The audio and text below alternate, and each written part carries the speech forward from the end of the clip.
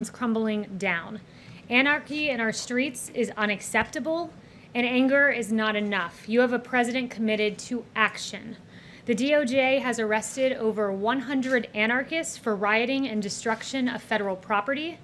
The DOJ has also charged 4 men in federal court for attempting to tear down the statue of Andrew Jackson in Lafayette Square. The FBI has over 200 open domestic terrorism investigations ongoing. AG Barr has created a task force on violent anti-government extremists led by the U.S. Attorney's Office in New Jersey and the U.S. Attorney's Office in northern Texas. With 200 Trump-appointed judges confirmed, the rule of law will be upheld. Democrats at all levels, federal, state, and local, have done nothing. Senate Democrats blocked bipartisan police reform.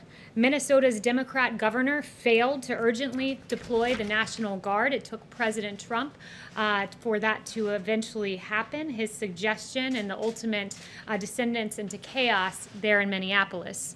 3 Democrat Minneapolis council members voted to abolish the police while they themselves were getting a private security detail. That's quite rich. Democrat mayor of Seattle called the CHOP zone, the autonomous zone, the summer of love. It is anything but that, with 1 dead, multiple shootings, and desperate pleas for help unanswered by business owners and others. 11 people were shot in 12 hours this weekend in the Democrat-run New York City, and 61 people were shot in Democrat-run Chicago, and 15 fatally killed. A Democrat state, a Democrat city. President Trump stands against defunding our brave police officers, caving to mob rule, and cancel culture which seeks to erase our history. Let's be clear.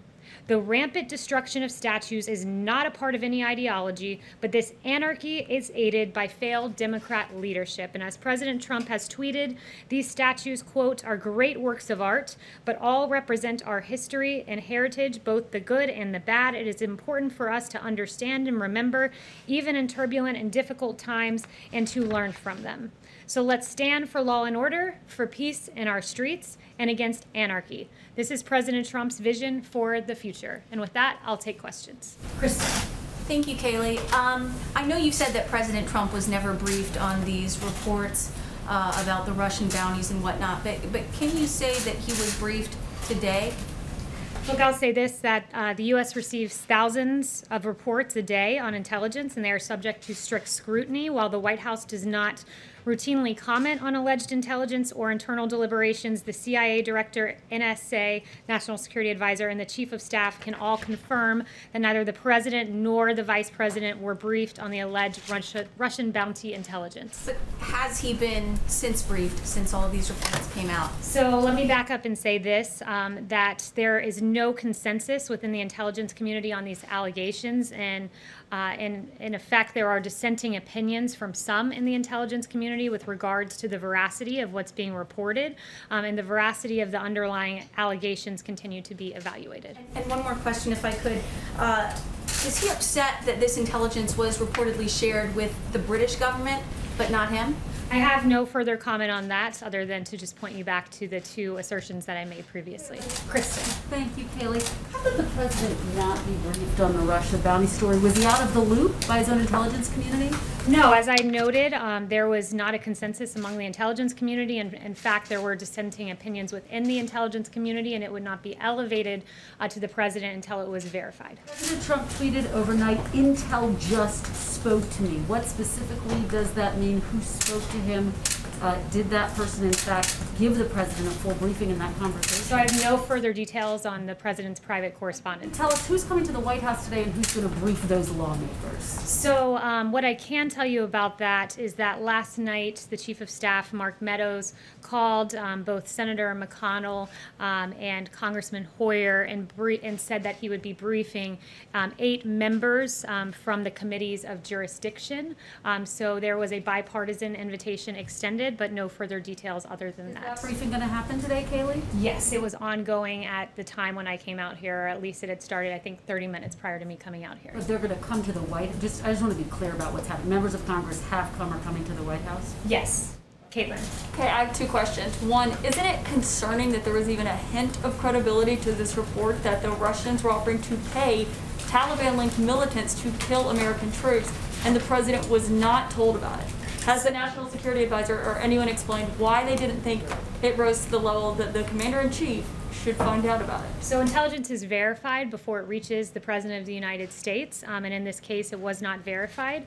I would note this though, when the president, there's no stronger advocate for our servicemen and women than President Trump. He never hesitates to act when there is a threat to our servicemen and women. For example, in Syria in 2018, when dozens of Russian mercenaries were killed in retaliatory defensive U.S.-led strikes. So when our adversaries have directly targeted U.S. or coalition partners, the president has not hesitated to act, but this was not briefed up to the president because it was not, in fact, verified. So I understand it has to be verified, but not everything in his daily briefings or in the presidential daily brief that's the written document is airtight. They let the president know about what they are hearing. That's why it's intelligence. So why would that not have been something that rose to that level if, we're sharing it with other countries? The National Security Council and the intelligence community constantly evaluate intelligence reports, and they brief the president as necessary. Okay, so my other question is, if this does be borne out to where the president believes that it is true, what is he going to do to hold Russia accountable? And is he still going to invite Vladimir Putin to the G7, G8, whatever he's thinking of having in the fall? I won't speculate on whether this intelligence is verified or not verified, and I won't get ahead of the president on further actions, but I would just point out that no one... officials are not disputing that this is not true. No one, is not disputing this. There are dissenting opinions within the intelligence community, and I can confirm with you right now that there's no consensus within the intelligence community on these allegations.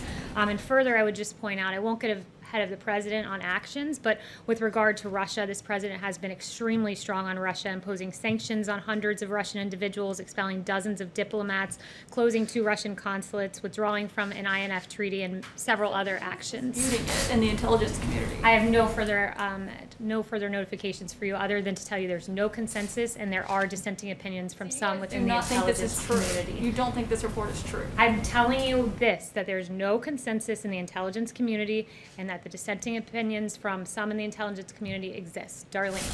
Thank you, Kayleigh. I wanted to go back to the tweet the president tweeted yesterday and then removed. This morning you said that he didn't hear the phrase white power in the portion of the video, and that when it was signaled to him that that was there, he took the tweet down. So does the president retweet other people's tweets and videos without knowing the full contents of what he's retweeting? No, he did not hear that particular phrase when he tweeted out the video. And did he listen to the video before retweeting it? He did, and he did not hear that particular phrase. Also, given your opening, do you have any comment on Mississippi taking steps to remove the Confederate emblem from the state flag? I would say that that's a decision for Mississippi to make, and it's commendable that they took this action in a lawful manner and took the appropriate steps rather than trying to tear down statues and monuments. Yeah. Thanks, Kayleigh. One follow-up on the Russia and then one on another issue. Does the president have a specific message for Moscow given these reports? A specific message for Moscow? No, because he has not been briefed on the matter. As I noted, there's no consensus among the intelligence community, and there are, in fact, dissenting opinions. All right. And on a separate issue, Jacksonville, Florida today apparently is issuing a mask order. That, of course, is where at least part of the RNC will be held later this summer. Has the president's thinking about wearing a mask changed at all, given that order and given the increased coronavirus cases in Texas, Florida, Arizona, and elsewhere? So I talked to the president before coming out here. It's his choice to wear a mask. It's the personal choice of any individual as to whether to wear a mask or not. He encourages people to make whatever decision is best for their safety, but he did say to me he has no problem with masks and to do whatever your local jurisdiction requests of you. Yes. Thanks, Kayleigh. There have been reports that some American service members actually were killed as a result of this Russian bounty. What information do you have on that? Look, again, I pointing you back to the fact that there's no consensus within the intelligence community. And I would also note that for those of you that are always taking the New York Times at their word, they erroneously reported that the president was briefed on this. He was not briefed on this, and neither was the vice president. So before buying into full-fledged a narrative from the New York Times that falsely stated something about the president, that you would wait for the facts to come out. And note, once again, there's no consensus in the intel community, and in fact, there are dissenting opinions from some within it. But Yeah. So you say that he wasn't briefed. Does that mean it wasn't in the PDB either? He was not personally briefed on the matter. That is all I can share with you today, is that both the CIA director, the national security advisor, and the chief of staff can all confirm neither the president or the vice president was briefed. Okay, I have a coronavirus question as well, Sure. please. Secretary Azar said that the window is closing. This is, cases are on the rise. This is a very serious time. Obviously, the vice president held a briefing on Friday. What is the president's message to the American people, and why aren't we seeing him publicly talk to the public, encourage them to do things to stay safe? I would note that there was a whole coronavirus task force briefing on Friday where all of these questions that the American public had were addressed. We're encouraged to see that fatalities are coming down, that this Sunday, I believe, we had our lowest fatality rate since, I believe it was March 22nd, so late March. What that signals to us is we're catching people in the communities. The people who are being infected tend to be those, as Vice President Pence has noted, half of those testing positive are under the age of 35. This means we're catching people in their communities. We're aware that there are embers that need to be put out, but these signs of a decreasing fatality, increased and enhanced therapeutics that we've identified, 4 of them, dexamethasone, convalescent plasma, and remdesivir, and one other, that they are working. Remdesivir in particular reduces hospital time by 1/3. So these things make us uniquely equipped to handle the increase in cases that we've seen. Yes, Brian. Kayleigh, there's a national conversation going on right now about the proper place of symbols of the Confederacy, statues, memorials, names, and the president has repeatedly inserted himself into this debate. And I think a lot of people are trying to understand what his view of memorializing the Confederacy is and the proper place of the Confederate flag. So a couple questions. One, does President Trump believe that it was a good thing that the South lost the Civil War? And then two, is he interested in following NASCAR's example and banning the Confederate flag at his own events? Well, your first question is absolutely absurd. He's proud of the United States of America. Second, with regard to our statues, Americans oppose tearing down our statues. There's a Harvard-Harris poll released just last week that shows 60% of respondents said the statues should remain, and 71% said local governments should block groups from physically destroying the statues. So he stands on the side of preserving our history. The question was actually about the Confederate flag at his rallies. Is he interested in banning the Confederate flag at his rallies? That would be a question for his campaign, but look, this president's focused on taking action, on fixing problems. It's why he had his executive order just a few weeks ago to keep our streets safe and secure. That's where his focus lies, and I think that those who are tearing down statues, they do appear to have no ideology when they're tearing down statues and defacing statues of Matthias Baldwin, an abolitionist, Hans Christian Heg, who died fighting for the Union Army during the Civil War, a memorial for African American soldiers who fought in the Civil War was damaged in Boston, and a monument to fallen police officers was vandalized in Sacramento. This is unacceptable. It's why the president took strong action. It's why he has an executive order saying those tearing down statues will be punished to the fullest extent of the law. It's why 4 people will charge. He will not stand for lawlessness and chaos. He stands with the 71% of Americans who say there is no place for tearing down statues, as these anarchists are doing across the nation. Christian. That it's okay to display the Confederate flag at his events? Christian. Yeah, thanks, Kayleigh. I got a couple. First off, the president's been talking about this big infrastructure push. I'm curious if we're ever going to get a look at the proposal that DOT has been working on. And then secondly, curious if you could give us a little info on how the Phase 4 negotiations are going. Do you get a sense that Congress is open to the back-to-work bonus that the president said he's in favor of? I don't have any updates for you on phase 4 or infrastructure, but the president has mentioned for the last 3 years he's very keen on Democrats coming to the table and working with us on infrastructure. He's keen on in a phase 4 seeing a payroll tax holiday, which helps low-wage workers and those who need it most. These are real effective measures that could help the American people, but the onus is really on Democrats to come to the negotiating table. Is there any indication that this is going to be different than infrastructure in February? I mean, that was roundly denounced by all the Democrats. Yeah, I won't get ahead of the president or those negotiations. Stephen. Thank you. I have 2 questions. First, about the statues. I covered pretty closely the Trump inauguration rioting trials, and those all ended in essentially jury nullification, and no one was convicted. And I was wondering if President Trump is concerned about the possibility that the same will happen with the people who were charged before for trying to topple the Jackson statue, particularly given his personal role helping apprehend suspects. Look, that'll be a decision for the courts to make and for juries to make, but the president is very keen on seeing these actions brought to justice, because tearing down American monuments and defacing federal property and defacing the Lincoln Memorial are not things the American public want to see, as noted with that 71% poll. Got it. And my second question is, over the weekend, President Trump retweeted a contrast of his presidency and President Obama's, and there was a chart of the different things that President Obama did and President Trump did, and one of the differences was President Obama approving the extrajudicial killings of Americans overseas. There was a little bit of confusion earlier in President Trump's presidency about his position on that. Are you able to clarify whether he opposes that? Look, I would just say this. The president will always point to the difference between his record and that of President Obama, which is what he was getting at with his tweet. You had on one hand in the Obama-Biden presidency the weakest economic recovery since World War II. With President Trump, we got to the hottest economy in modern history.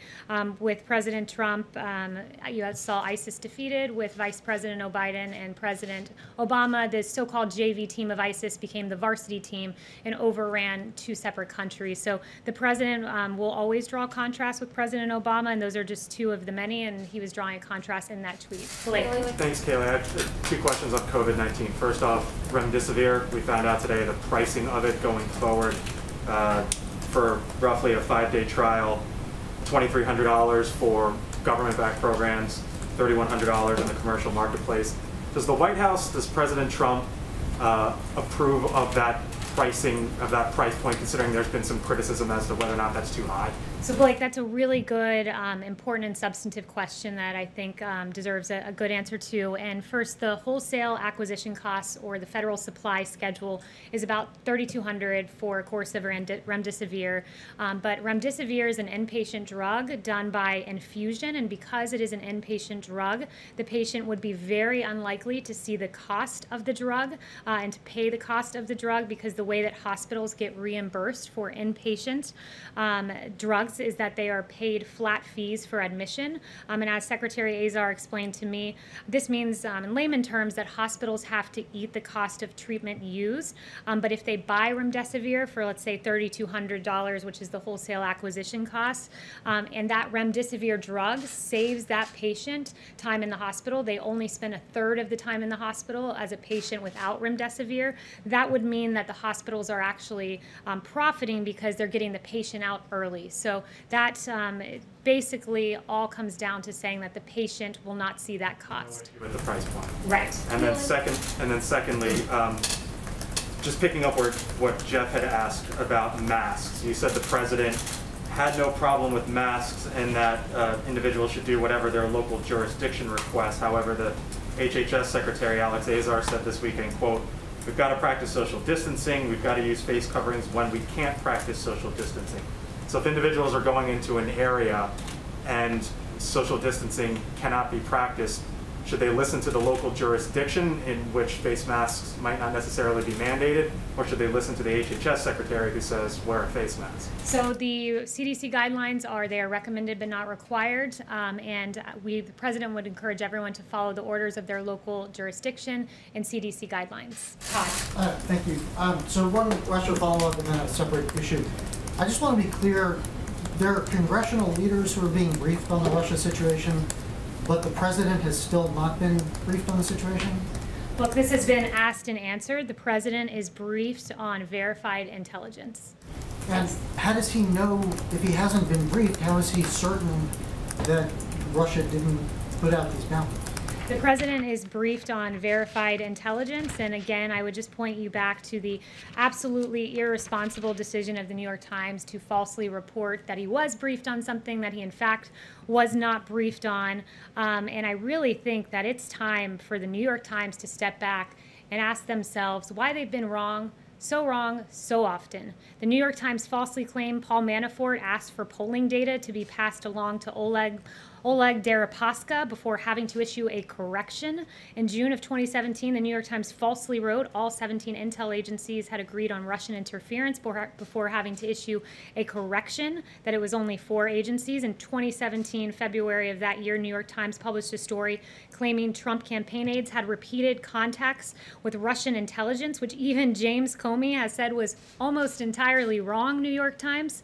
New York Times published a column in March of 2019 by a former Times executive editor that asserted the Trump campaign in Russia had an overarching deal that the quid of help in the campaign against Hillary for the quo of a new pro-Russian foreign policy. That's what we call the Russia hoax, which was investigated for 3 years with taxpayer dollars before ultimately getting an exoneration in the Mueller report. It is inexcusable.